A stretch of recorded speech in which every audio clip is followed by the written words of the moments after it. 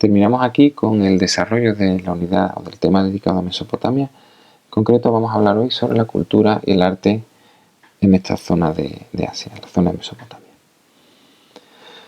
Bien, pues habría que hablar lógicamente como punto muy importante de la escritura, ya que las primeras formas de escritura van a surgir en esta zona en la época sumeria, con los sumerios, a finales del cuarto milenio antes de Cristo. Ahí tenemos una evolución de la escritura, de la que hablaremos a continuación. En origen se utilizaba para llevar la contabilidad del Estado, para contar las cantidades de cosechas que se recogía, de alimentos, y como ya comentamos en un vídeo anterior, era pictográfica. Se correspondería principalmente a las dos primeras columnas, más concretamente a la primera, en la que si vemos cabeza, ave, pues las representaciones o cebadas intentan parecerse a la realidad. Con el paso del tiempo, en el tercer milenio, se va simplificando, se van haciendo más alejadas de la realidad, y aparece, o hablamos ya concretamente de lo que sería la escritura cuneiforme, que ya básicamente estas dos últimas columnas corresponderían a escritura cuneiforme. Se van haciendo más esquemáticas, más alejadas de la realidad y con ese trazo característico en forma de triángulo o de cuña. Se realizaba en tablillas de arcilla blanda que luego se secaban al sol o se cocían en un horno para endurecerlas y que permanecieran tiempo sin que se estropeara. Se escribía con un punzón que dejaba esta característica forma triangular, forma de cuña, de la que recibe el nombre de cuneiforme. Bien, la escritura al principio, como hemos dicho, se utilizaba para la contabilidad, pero posteriormente se utilizará para redactar otro tipo de documentos. Órdenes reales, mandatos reales, leyes, códigos de leyes, como decimos, y también textos literarios, como la famosa epopeya de Gilgamesh. Vamos a hablar relacionado con las leyes del derecho en Mesopotamia. Surge para solucionar problemas, los conflictos que había entre las personas y para administrar justicia, es decir, para evitar las venganzas o cualquier tipo de acción violenta, pues aparece para solucionar conflictos. El código que se conserva de forma más completa es el código de Hammurabi, de Babilonia, y las leyes de este código eran de origen divino. Aquí aparece Hammurabi recibiendo las leyes de un dios, y están basadas en la ley del talión, es decir, el castigo va a ser proporcional al daño que se realice. Las penas llegan a ser muy duras, incluso bastantes veces la pena máxima sería la pena de muerte.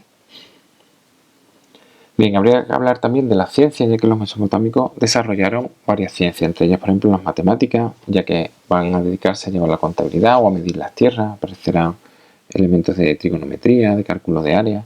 También va a ser muy importante que aparezca el sistema de numeración sexagesimal, que es el que hoy en día todavía usamos para dividir los minutos en 60 segundos, las horas en 60 minutos, el sistema que se utiliza para medir los ángulos, la utilización de grados de 360 grados, pues tiene la base en este sistema sexagesimal.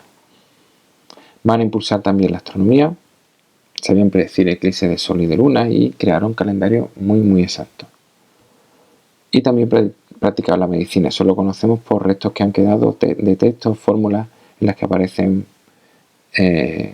preparativos de medicamentos o textos sobre distintas enfermedades, y también se han conservado instrumental médico de la época. También hablaremos sobre la religión mesopotámica, que era politeísta, es decir, adoraban, creían en muchos dioses. Los dioses, lógicamente, estaban relacionados con la agricultura y por lo tanto eran dioses muy relacionados con el tema agrícola, pastoril, de la ganadería. Y tenemos al dios Anu, dios del cielo y de los astros, importante en la agricultura. También tenemos a Ishtar, diosa de la fecundidad, también la diosa del amor. A Shamash, dios del sol, y a Ea, dios del agua, entre un gran número de dioses. Hemos cogido esto como uno de los más importantes, pero tenían muchos más dioses. Les rendían culto a estos dioses a través de plegarias, sacrificios, ofrendas, y cada ciudad-estado tenía un dios protector, al que se le dedicaba el templo principal de la ciudad, el Zigurat, del que hablaremos un poco más adelante. Y la religión mesopotámica también es interesante porque no ofrecía ni una vida eterna, ni inmortalidad, ni ningún tipo de resurrección. Era una religión bastante pesimista. No creía en el más allá, o si creía en el más allá, no era un futuro muy muy halagüeño, no era un futuro muy deseable. Bien, vamos a entrar en el arte y en concreto empezaremos hablando de la arquitectura, ya que habría que destacar que la mayor parte de los edificios de esta época han quedado muy pocos, ya que utilizaban ladrillos de adobe. El adobe es un tipo de ladrillo que se construye con barro y que en lugar de cocer en un horno se dejan secar al sol. Por lo tanto, no son muy fuertes y se han conservado pocos edificios de esta época por esta razón. Para embellecer los edificios, eso sí, y por eso algunos han quedado, se recubrían con distintos elementos, o bien con cerámica vidriada, con azulejos, como vemos ahí en la imagen, y también se recubrían con relieves para decorarlo. Aquí tenemos algún tipo de relieve y luego veremos alguno más.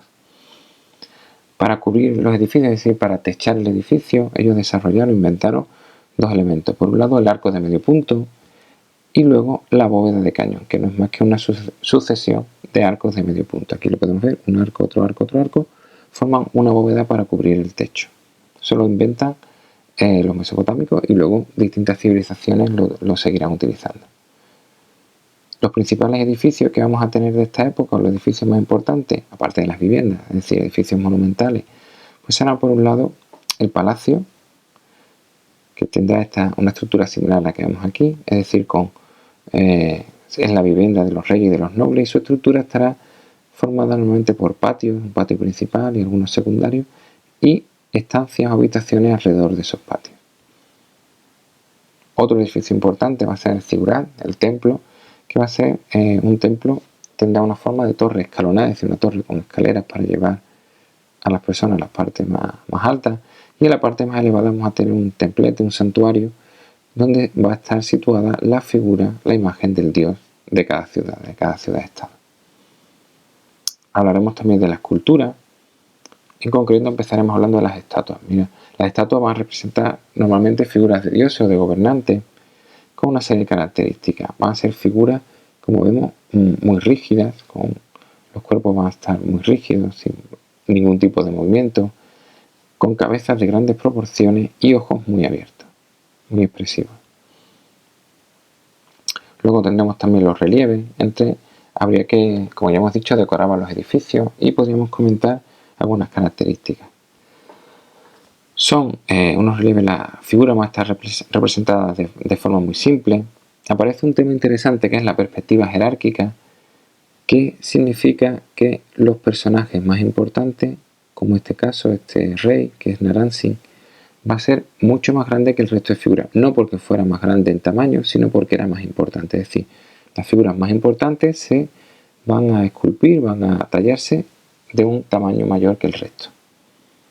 Y esto va a tener una finalidad propagandística, es decir, los relieves van a tener la finalidad de resaltar las hazañas de los reyes e incluso también la relación con los dioses. Es decir, va a ser una especie de publicidad que se le va a hacer a los reyes. Sin embargo, tendremos relieves más realistas, como en los que aparecen figuras de animales. Los animales sí van a ser tratados de una manera más realista. Bien, pues con la escultura terminamos la unidad dedicada a Mesopotamia. Espero que este y los otros vídeos hayan sido de utilidad y gracias por verlo.